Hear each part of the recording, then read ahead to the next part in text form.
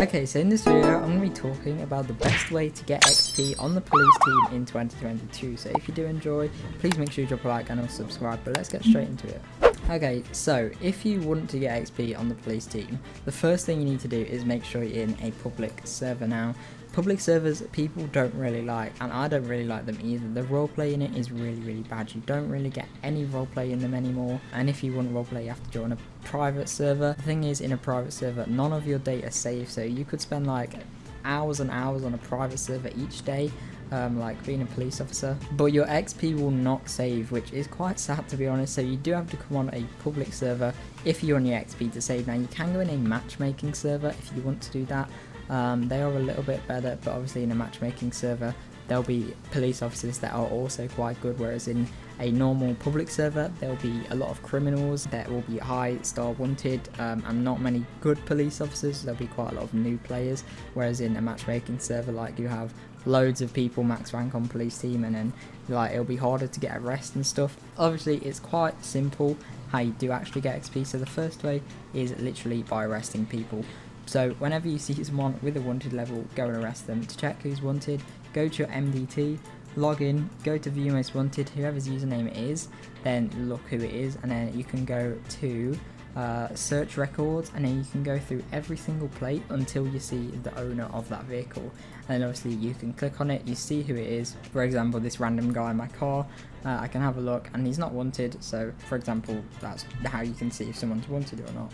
If they are wanted, obviously you can request air support, locate specific player, or on patrol, and then it will obviously go on patrol, but obviously that's a server thing and you can't always do that. But yeah, obviously arresting people gets you 25 XP each time, and if there's a lot of you there, even if you don't arrest them specifically yourself but someone else does and you were nearby, then you'll still get, I think it's 15 XP for assisting the arrest. And if someone leaves as you're about to arrest them, or if they're in cuffs, then you'll still get the full amount of XP if you arrested them. And I think it's 5 XP if you were going to arrest them, get an assist in the arrest, but they left before they were actually in cuffs. I think you get 5 XP. So yeah, that's the first way. Obviously just arrest people. It's kind of obvious, everyone knows that you get XP for doing that. The second way is by citationing people. So I'd actually have one on me. If I jump out, go to my trunk and get a, oh, I actually do have one on me, I didn't even realise, but a citation book. So you can cite random people. So for example, I can't cite that guy because he hasn't run any red lights, but literally for running a red light,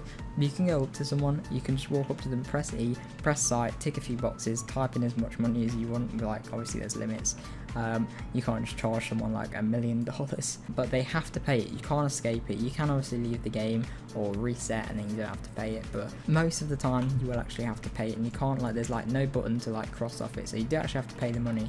And obviously the officer can select how much money it is, and everyone just selects max because why not?